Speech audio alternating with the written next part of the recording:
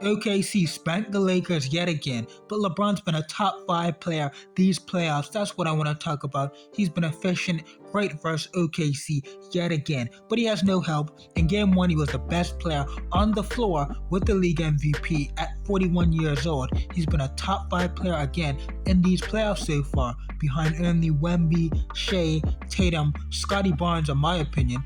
You could throw in Cade, but even Tatum missed that game 7 with injury, so if you want to take that into account, LeBron could be higher. You guys tried to tell us that Austin Reeves was better than LeBron, the second option on this team behind Luka. Come playoff time, that clearly, consistently gets exposed. Austin Reeves is a playoff fraud.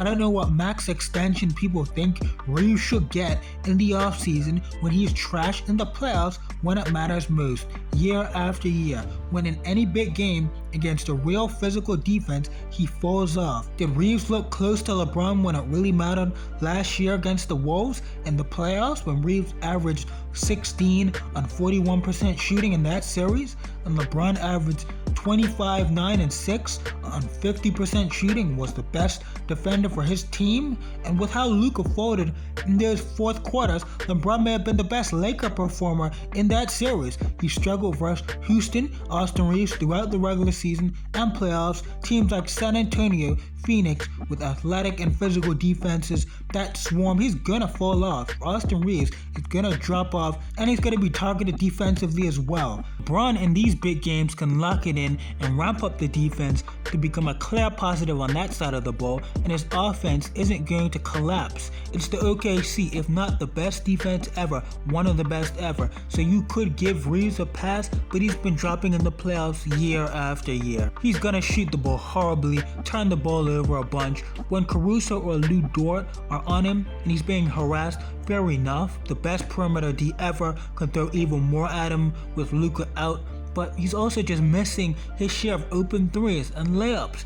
And how is it that Dillon Brooks was able to get off and average an efficient 25 versus OKC this playoffs? How is it that Jalen Green didn't look close to this bad versus OKC? Like, the bar isn't for the Lakers to win this series. Most people probably don't even expect the Lakers to win a game in this series, but you shouldn't be looking this bad, Austin Reeves. You got not many games, because this series is about to be over, but you've got not many games to prove you're worth even a near max extension, given the fact that you're a defensive negative in a backcourt with Luka Doncic, also a defensive negative. If your offense doesn't translate to the biggest games at all, why wouldn't the Lakers just trade you? Even with Luka, no one would expect the Lakers to come close to winning this series. Shea has even gone away with being bad into playoff games, and OKC has just blown out the other team, so Shea doesn't even have to play to his regular level for multiple games, and OKC will be fine. But the fact you can double Shea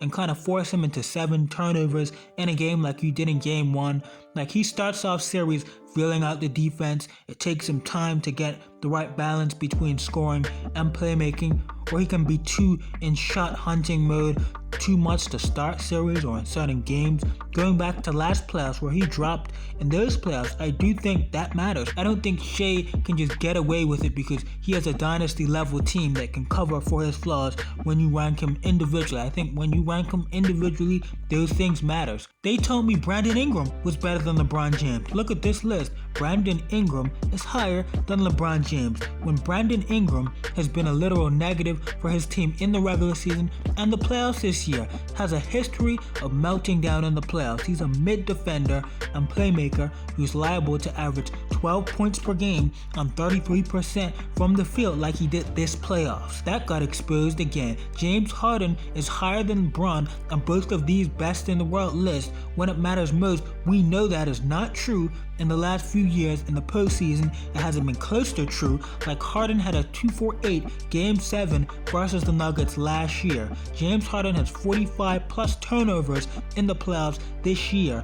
Meanwhile, LeBron doesn't have close to those lows and is at a top 5 level this playoffs. Jamal Murray is higher than LeBron James on both of these lists, when Jamal, being a playoff riser, is a flat-out lie outside of 2020 and 2023, 2 years where they ironically made the deep playoffs run. Outside of that, he's been straight mid in the playoffs. No one wants to acknowledge when you put Jaden McDaniels and those elite playoff defenses against a guy so reliant on tough shots and that doesn't have those physical advantages, he struggles. Whereas Jamal Murray is straight mid 80% of the years or 80% of the series in the playoffs, he's mid. And I disagree with some of the other names higher than LeBron on this list, but I'm not going to go crazy because I think the worst ones we just experienced right here, right now. But the disrespect to LeBron is just ridiculous. In terms of the ball pressure, physicality, LeBron is still such a great athlete that even with those things hiding in the playoffs, he is more or less playoff proof in a way many other guys just aren't. He's been so disrespected. He's 41, getting off against the OKC greatest defense of all time with Lou Dort, Caruso, Chet backline rim protection, all these guys. Playoff offensive efficiency is the lowest it's been since 2019. You don't get the video game numbers from the regular season. Teams score 9 points fewer than they did in the regular season. The pace drop off from regular season to playoffs has been the second largest of the last 15 years. It's added full court pressure, physicality that wears guys down, and LeBron James in year 23, when no one in the history of this game has even played 23 years, LeBron James is still an athletic monster, still scaling so well and rising in the playoffs. Just ridiculous special stuff from the greatest player of all time.